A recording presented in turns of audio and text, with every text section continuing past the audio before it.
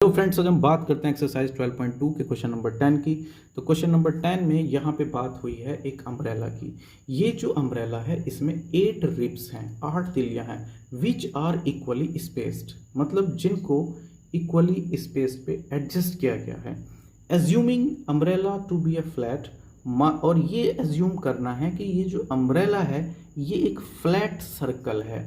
ये लिखा है यहाँ पे to be a flat circle of radius 45 centimetre, और ये एक फ्लैट सर्कल है जिसका रेडियस कितना है 45 सेंटीमीटर, 45 सेंटीमीटर।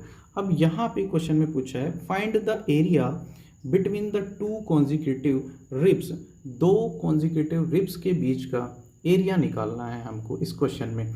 तो सबसे पहले हम इस फिगर को समझते हैं। यहाँ पे उसने कहा था अम्ब्रेला एक फ्लैट सर्कल है, तो हमने एक फ्लैट सर्कल ये बना लिया है, इसका सेंटर यहाँ लिया और यहाँ से यहाँ तक उसने कहा रेडियस जो है वो 45 सेंटीमीटर का है। अब ये जो अम्ब्रेला बना है 8 रिब से बना है, तो हमें इसमें 8 तिल्लियाँ लगानी पड़ेंगी। तो सबसे पहले मान लेते हैं हमने एक तिल्ली ये लगा दी, तो दूसरी तिल्ली हमने ये लगा दी। अब उसने कहा है ये जो रिब्स हैं ये इक्वली स्पेस्ड पे हैं, मतलब बराबर स्पेस पे इनको लगाया गया है। यहाँ से यहाँ तक जितनी दूरी है तो दूसरी से तीसरी तिल्ली के बीच में भी उतनी ही दूरी होगी। अब हम इसको अगर ध्यान से ऑब्जर्व करते हैं तो ये यहाँ पे 8 सेक्टर बन रहे हैं, पहला, दूसरा, तीसरा, फोर्थ, और इस तरीके से ये 8 सेक्टर बने। और ये जो 8 सेक्टर हैं सब के सब एरिया में इक्वल होंगे। क्यों होंगे इक्वल?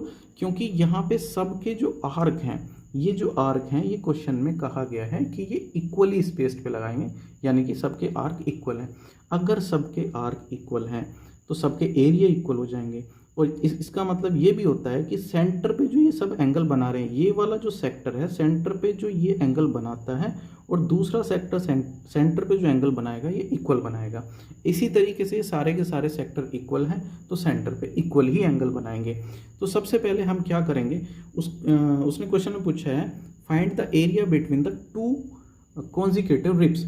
अगर हमें दो रिब्स के बीच में ये जो एरिया निकालना है, तो ये एक सेक्टर हुआ, तो हमें यहाँ पे सेक्टर का एरिया निकालना है। और सेक्टर का एरिया निकालने का फॉर्मूला है pi R square theta upon 360।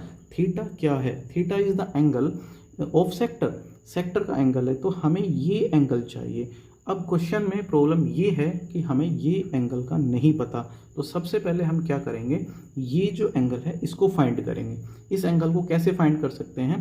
तो मान लेते हैं ये एंगल है थीटा, और इसी तरीके से ये सारे एंगल इक्वल हैं, तो सारे के सारे एंगल, ये भी थीटा होगा, ये भी, और इस तरीके से 8 के 8 जो एंगल हैं ये थीटा थीटा सेंटर पे बना रहे होंगे।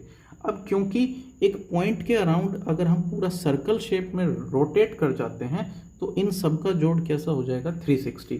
तो यहाँ पे जब इन थीटा को 8 टाइम्स हम ऐड करेंगे, यानी कि ऐसे लिखेंगे थीटा प्लस थीटा बराबर करेंगे 360 के, तो ये 8 थीटा हो जाएगा। 8 थीटा बराबर 360। तो यहाँ से हम थीटा की वैल्यू निकाल सकते हैं 360 अपॉन में 8 करेंगे, और इसे हम काट लेंगे, 4 दूनी 8, 4 निम 36, और 2 से इसको काट लेंगे 45। तो इस हिसाब से थीटा की वैल्यू ये जो आई है 45 डिग्री।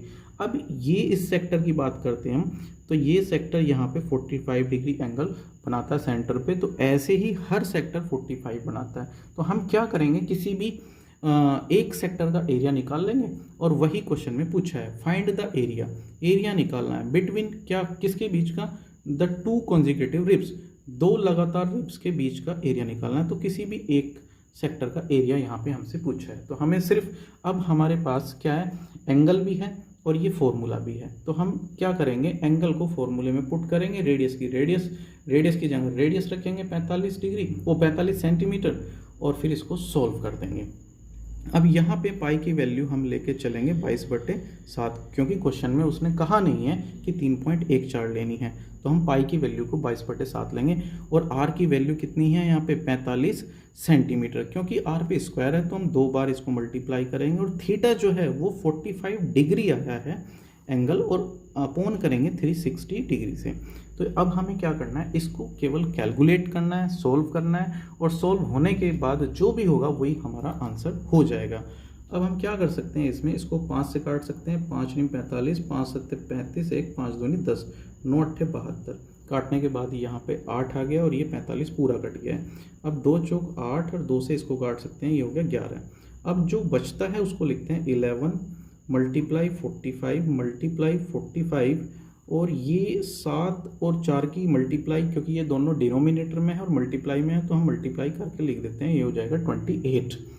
अब क्या करते हैं, ऊपर ऊपर वालों की मल्टीप्लाई कर लेते हैं और केवल मल्टीप्लाई करके हम लिख देंगे और उसको फिर अगर हम फर्दर सोल्व करना चाहते हैं तो वो पॉइंट में आएगा, या तो हम सोल्व कर लेंगे या फिर हम उसको ऐसे ही छोड़ देंगे और कहेंगे कि यही इसका एरिया है। तो इन सब का मल्टीप्लाई होने के बाद जो आया है 22275 आया है। अगर हम 45 45 और 11 की मल्टीप्लाई करते हैं तो 22275 ये हमारा आ जाएगा। अपोन में क्या है, ये 28 है। अब क्योंकि ये कुछ कट नहीं रहा था तो ये भी नहीं कटेगा। अब हम क्या करेंगे, अगर इसको इससे डिवाइड करते हैं तो ये पॉइंटों में चला जाएगा, हम इसको यहाँ पे भी छोड़ सकते हैं। अब क्योंकि रेडियस सेंटीमीटर में थी तो ये हम सेंटीमीटर स्क्वायर लिखेंगे यहाँ पे, क्योंकि हम एरिया निकाल रहे हैं। तो एरिया की यूनिट क्या होती है, स्क्वायर में आती है, तो ये सेंटीमीटर स्क्वायर हो जाएगा और यही हमारा आंसर होगा। अब हम नेक्स्ट वीडियो में नेक्स्ट क्वेश्चन करते हैं।